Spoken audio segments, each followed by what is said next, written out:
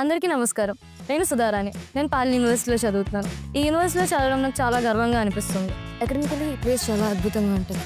Research ఆపర్చునిటీస్కి ఇక్కడ చాలా బాగుంటాయి. ఇంకా ప్రొఫెసర్స్ మనకి నాలెడ్జ్ని ఎక్స్ప్లోర్ చేయడానికి కూడా చాలా హెల్ప్ చేస్తారు.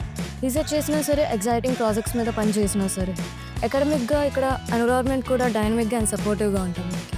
అంతేకాదు యూనివర్సిటీ వ్యవస్థ కూడా ఇక్కడ బాగా స్ట్రాంగ్గా ఉంటుంది.